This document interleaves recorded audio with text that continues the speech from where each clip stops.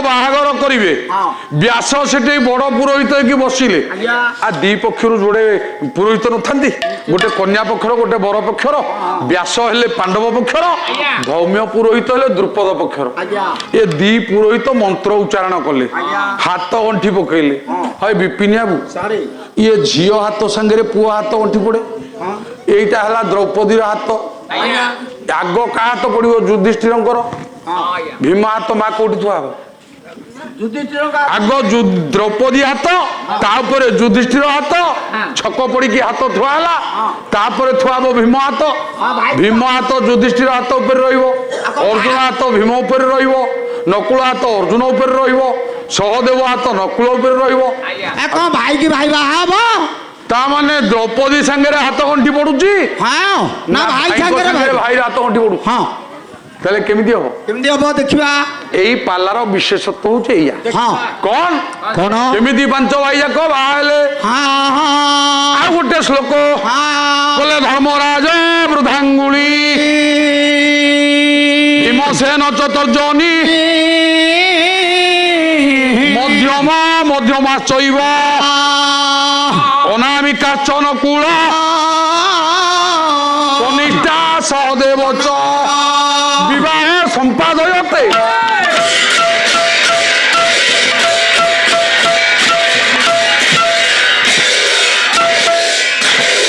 আচ্ছা মা মাউসী ভৌণী ঝিও যেতে অছ মুন্ডিয়া মাইলা বেলে কোউ আঙ্গুঠাকে মুন্ডরে লগাউছ তোতে পচারুছি কই দউছু আজ্ঞা কোউ আঙ্গুঠা মুন্ডরে লগাউছ এইটা বুঢ়া আঙ্গুঠি পাঁচ ভাইଙ୍କ ভিতরে বুঢ়া কিয়ে যুধিষ্ঠির দ্রৌপদীর বুঢ়া আঙ্গুঠিটাকে যাই ধইলে কিয়ে না যুধিষ্ঠির এই আঙ্গুঠি সাঙ্গে দ্রৌপদীঙ্কর হাত গণ্ঠি পইলা আচ্ছা কলি খোঁজা বেলে তুমি কোউ আঙ্গুঠিটাকে বাহার কর শাশু সাঙ্গে কলি হউথিব দান্তকু রেকটিকি অন্টাকু ভিডিকি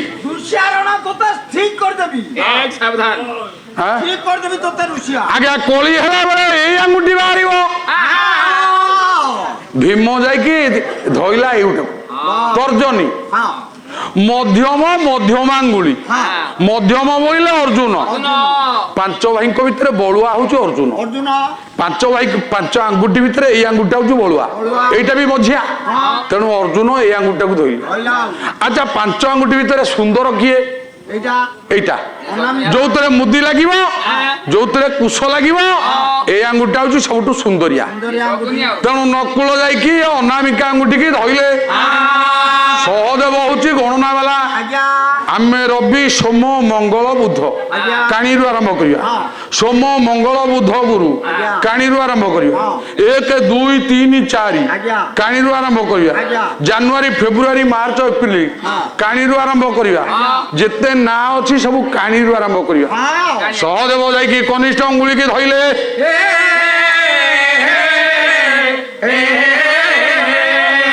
ଆରେ ଲଗନ ପରେ ମଙ୍ଗନ ଆଉ ତାପରେ ବାହାଘର ଆଉ ମଙ୍ଗନ ପରେ ତାପରେ ବାହାଘର ଆରେ ଲଗନ ପରେ ମଙ୍ଗନ ଆଉ তারপরে বাহাঘর আরে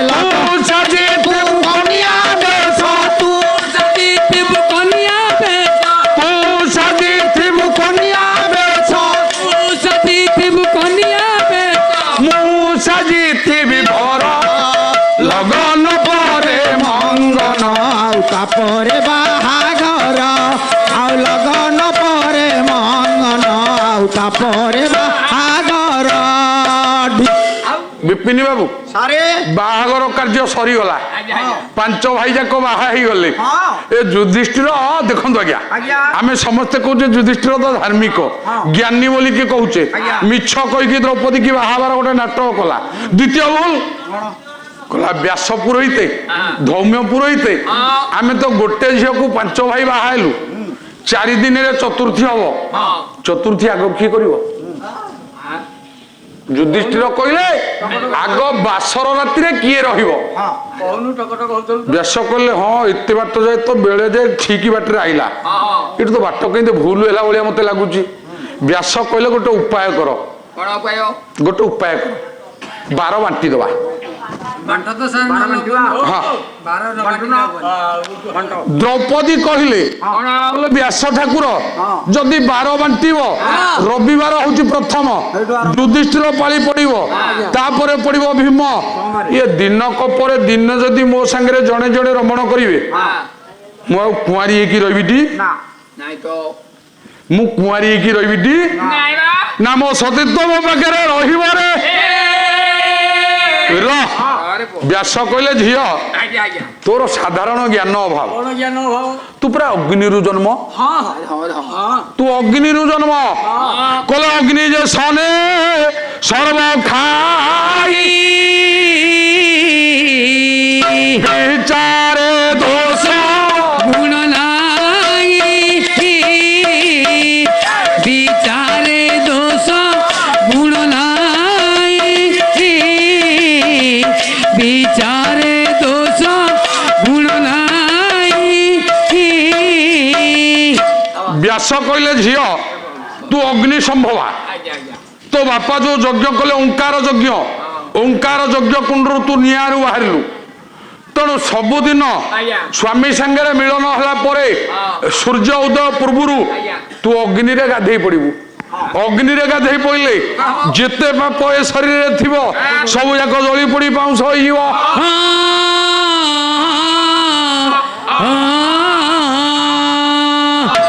ବାର ବଣ୍ଟା ହେଇଗଲା। ରବିବାର ନେଲେ ଯୁଧିଷ୍ଠିର। ଆଜ୍ଞା ଏଠି କେହି ଯେତେ ନାରୀ ଅଛ, ଯେତେ ପୁରୁଷ ଅଛ, ଗୋଟାଏ କଥା କହିବି ଅପ୍ରିୟ ସତ୍ୟ, କେହି ଆଉ ଖରାପ ଭାବିବନି। କଣ କହିବି? ରବିବାର ନେଲେ ଯୁଧିଷ୍ଠିର ସୂର୍ଯ୍ୟବାର, ଭୀମ ନେଲା ସୋମବାର, ତାପରେ ପଡିବ ମଙ୍ଗଳବାର। ମଙ୍ଗଳବାରଟା ହିସାବରେ ହଉଛି ଅର୍ଜୁନର, କିନ୍ତୁ ଅର୍ଜୁନ ମନା କଲା, କହିଲା ବଡ ଭାଇ ତମେ ଭଲ ବାର ନବ, ଆଉ ମତେ ଦେଲା ବେଳକୁ ମଙ୍ଗଳବାର ଦେବ ନା? ରେ ମଙ୍ଗଳବାରଟା ଅସୁବିଧା କଣ? ସେଇଟା ପରା ମଙ୍ଗଳାଙ୍କ ବାର ନା? ମଙ୍ଗଳାଙ୍କ ବାର ଯେ ସେଦିନଟା ହଉଛି ଘାତ ଚନ୍ଦ୍ର।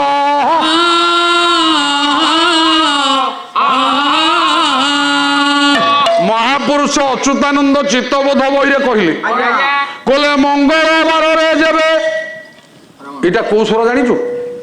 ଏଟା ଦାସକାଠିଆ ସ୍ୱର। କହିଲେ ମଙ୍ଗଳବାରରେ ଯେବେ ଇଏ କରିବ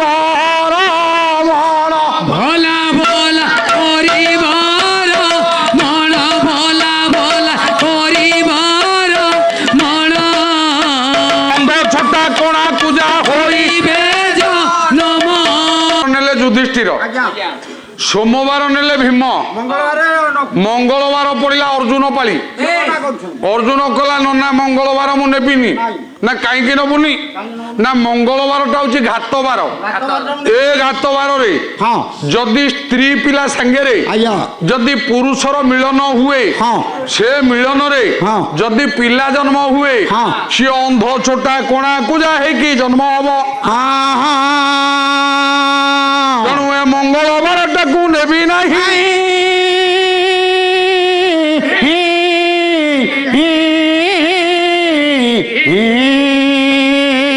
ବ୍ୟାସ କହିଲେ ବାର ତ ଢେରେ ବଳିଛି, ଆଉ ଗୋଟେ ବାର ଚେଞ୍ଜ କରିକି ଅର୍ଜୁନକୁ ଦେଇଦବା।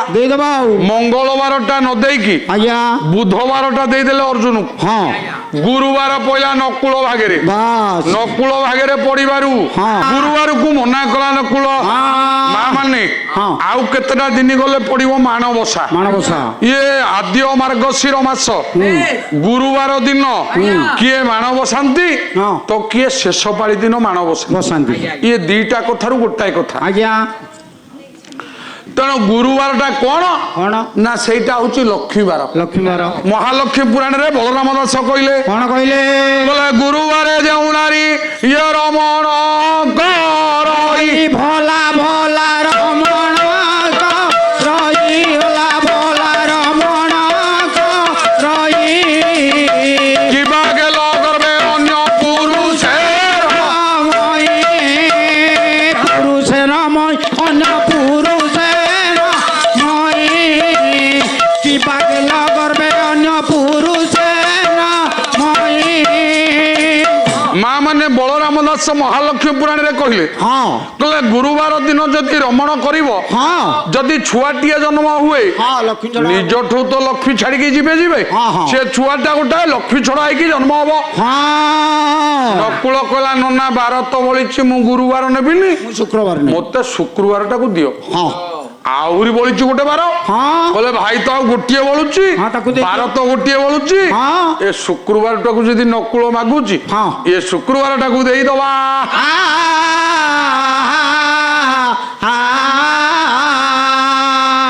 ଶନିବାର ପଡିଲା ସହଦେବ ଭାଗରେ ଆଜ୍ଞା ସହଦେବ କହିଲା ନନା ହଁ ଆଉ ତମେ ତ ପାଚିଲା ମିଠା ଆମ୍ବ ଖାଇବ ଆଉ ମୁଁ ଖଟା ଆମ୍ବ ଖାଇବି ଆଉ ହଁ ଭାରି ଆଉ ଭଲ ଭଲ ବାର ତମେ ବାଣ୍ଟିକି ନେଲ ମୋ ପାଇଁ ଶନିବାରଟା ରଖୁଛ ମୋ ପାଇଁ ଏ ଶନିବାର ଟା ରଖିଲ ହଁ ନାରେ ଶନିବାରରେ ତ୍ରୁଟି କଣ କଣ ମହାପୁରୁଷ ଅଚ୍ୟୁତାନନ୍ଦ ବହି ହେଲା ଚିତ୍ତବୋଧ ଆଜ୍ଞା କଲେ ଶନିବାର ଯେଉଁ ନାରୀ କରିବ ରାମ କରିବ ମନ ବାରି କରିବ ରମଣ ଅଙ୍କୁଶକ ମାଇତ୍ରିଆ ହୋଇବେ ଜନମ ହୋଇବେ ଜନମ ବୋଲା ହୋଇବେ ଜନମ ଶନିବାରଟା ହଉଛି ଆଜ୍ଞା ପୁରୁଷ ବାର ନୁହଁ କି ସ୍ତ୍ରୀ ବାର ନୁହଁ ନା ଏଟା ହଉଛି ମାଇଚିଆ ବାର ହଁ କାହିଁକି କାହିଁକି ନା ଆମର ତତ୍ଵ ହିସାବରେ ହଁ। ଶରୀର ଜ୍ଞାନ ହିସାବରେ ଆଜ୍ଞା ସୋମବାର ହୁଁ ବୁଧବାର ହଁ। ଶୁକ୍ରବାର ଆଜ୍ଞା ଏ ତିନି ବାର ହଉଛି ଚନ୍ଦ୍ରବାର ଆଜ୍ଞା ରବିବାର ହଁ ମଙ୍ଗଳବାର ବୁଧବାର ଗୁରୁବାର ଗୁରୁବାର ଏ ତିନି ବାର ହଉଛି ସୂର୍ଯ୍ୟବାର। ପୁରୁଷ ବାର ବା ସୂର୍ଯ୍ୟ ବାର ହଁ କିନ୍ତୁ ଶନିବାର ଟା ପୁରୁଷ ବାର ନୁହଁ କି ନାରୀ କି ବାର ସ୍ତ୍ରୀ ବାର ନୁହଁ ହଁ ତେଣୁ ଏ ବାରଟା ସହବାସ ପାଇଁ ନିଷେଧ। ହଁ ହଁ ସହଦେବକୁ କହିଲେ ବି ଆସ ଆଜ୍ଞା କହିଲା ରେ ନିଷେଧ ଯଦି ହେଲା ତୋର ଅସୁବିଧା କଣ ହଉଛି ହଁ କହିଲା ଭାଇ ହଁ ତମେ ଜନ୍ମ ତମେ ଭଲ ବାର ନବ ହଁ। ତମ ପିଲା ଭଲ ମଣିଷ ହେଇକି ଜନ୍ମ ହେବେ ମତେ ଏଇ ଯୋଉ ଶନିବାରଟା ଦଉଛ ଏ ଶନିବାରେ ଯେତେ ପିଲା ଜନ୍ମ ହେବେ ହଁ। ଏଗୁଡାକ ନପୁଂସକ ମାଇଚିଆ ହେବେ।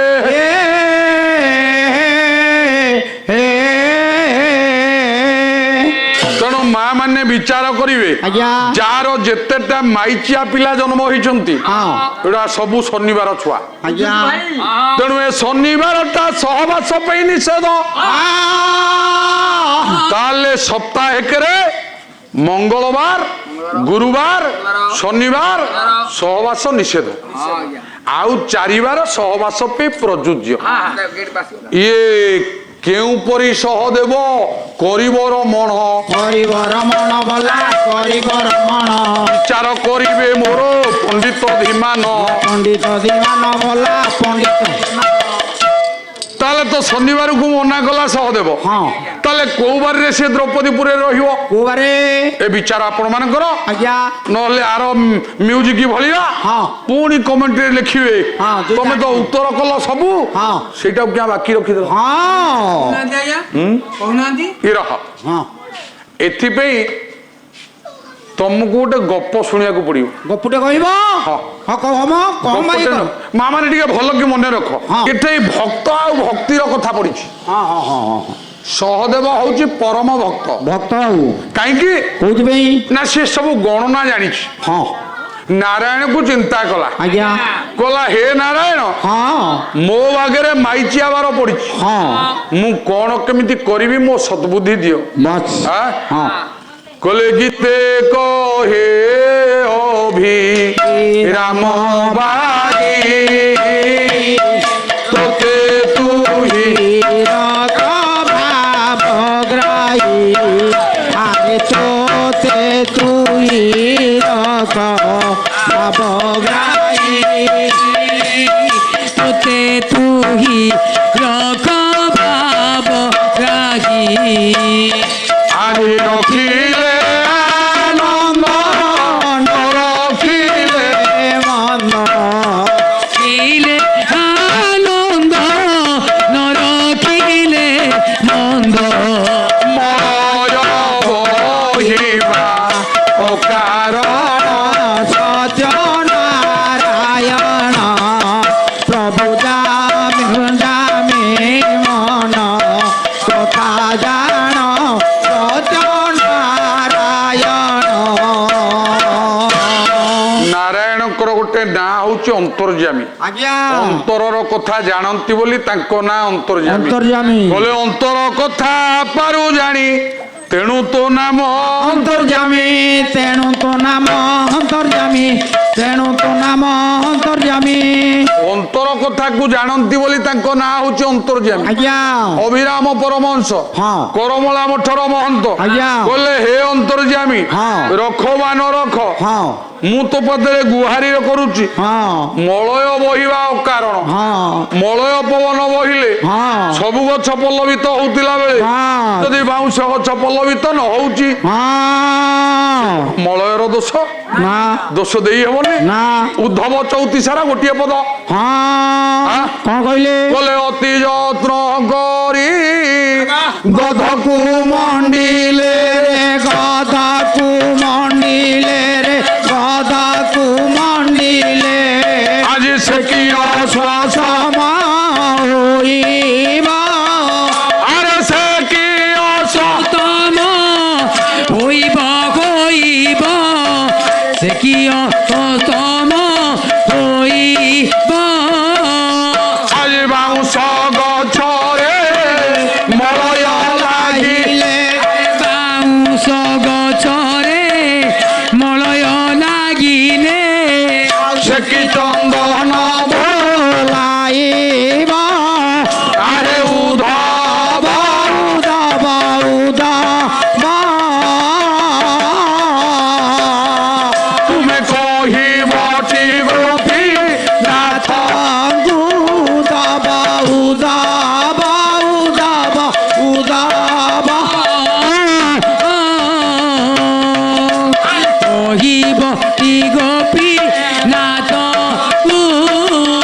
আজ কর পালবর কালি সমুদ্রিকা পর পলবর কনিষ্ঠ মুদ্রিকা আরে কঙ্কণ হইলা ভূতকু আরে উদ্ধব উদ্ধব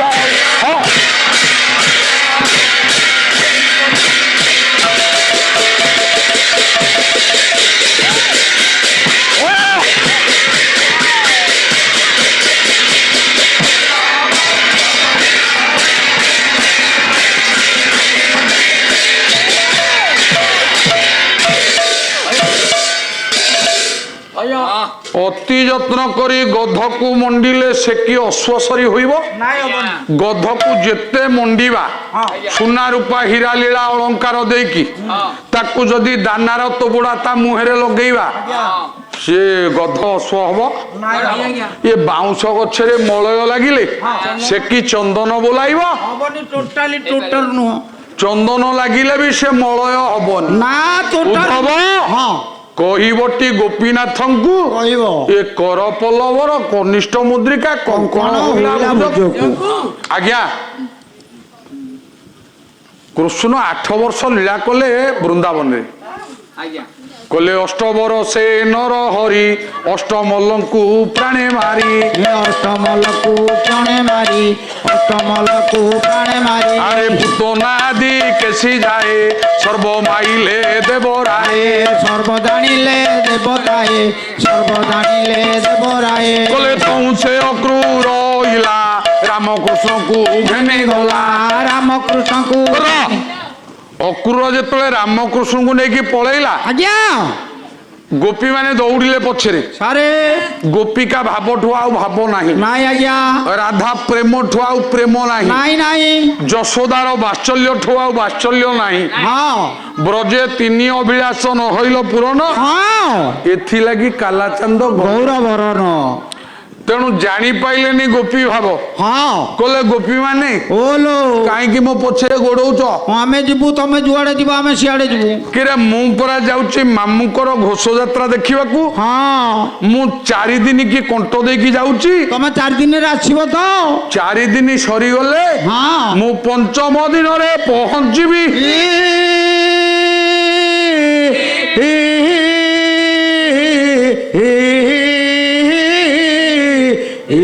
ବିପିନ ବାବୁ ଆଜ୍ଞା ଭକ୍ତ ଚରଣ ଦାସ ହଁ। ଏଥିପାଇଁ ମଥୁରା ମଙ୍ଗଳରେ ଗୋଟେ ପଦ ଲେଖିଛନ୍ତି। କଣ ଲେଖିଲେ କଣ କହିଲେ କଣ କହିଲେ ଜହି ଥିଲେ ମୁଁ ତୁମ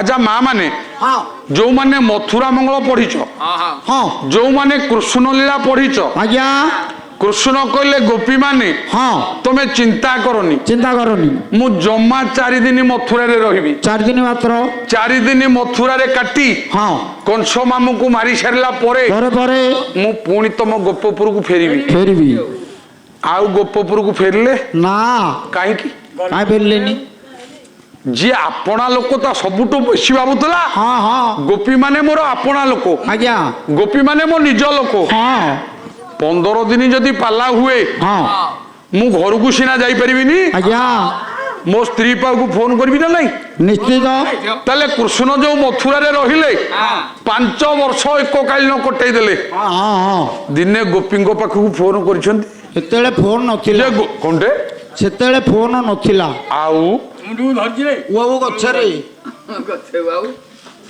କୋଉଠି ସେତେବେଳେ କୋଉଠି ଫୋନ ଥିଲା କହୁଦିଆ ଫୋନ ଏବୁକୁ ବାହାରିଲା ନା ଆମ ପିଲାଦିନେ ଫୋନ ଥିଲା ଫୋନ ନଥିଲା ନାଇଁ ଭାଗବତ ପ୍ରଧାନ ଦଶପଲା ମାଳୀଶ୍ୱର କହିଲେ ଫୋନ ଥିଲା ଦ୍ୱାପର ଯୁଗରେ ଫୋନ ଥିଲା ଫୋନ ଥିଲା ମହାରାଣୀ କହିଲେ ବାବୁ ଖୋଲିଦେ ରେ ଆରେ ବ୍ରଜ କଳା କାନୁ ଟିଭି ବାବୁ ଖୋଲି ଦେ ରେ ବ୍ରଜ କଳା କାନୁ ଟିଭି ବାବୁ ଖୋଲି ଦେ ରେ ବ୍ରଜ କଳା କାନୁ ଟିଭି ଯଦି ଫୋନ ନଥିଲା ଟିଭି ଥିଲା ଆଜ୍ଞା ଲକ୍ଷେ ଯୋଜନରେ ଗଜ ଡାକିଲା କୁମ୍ଭୀର କବଳରେ ପଡିକି ହଁ କହୁଥିଲ ନାରାୟଣକୁ କେମିତି ଶୁଣିଲେ କେମିତି ନାରାୟଣଙ୍କ ପାଇଁ ଥିଲା ନା ଆଉ ହଁ ନାରାୟଣଙ୍କ ପାଇଁ ଥିଲା ନା ସେଇ ନାରାୟଣ କଥା କହୁଛି ଦର୍ଶକ ବନ୍ଧୁ ଆମ ପ୍ରୋଗ୍ରାମଟି ଆପଣଙ୍କୁ କେମିତି ଲାଗିଲା ଏହାର ମତାମତ ଦିଅନ୍ତୁ ଲାଇକ୍ କରନ୍ତୁ ସେୟାର କରନ୍ତୁ ଆଉ ହଁ ସବସ୍କ୍ରାଇବ୍ କରିବାକୁ କେବେ ଭୁଲନ୍ତୁନି ରହୁଛି ନମସ୍କାର।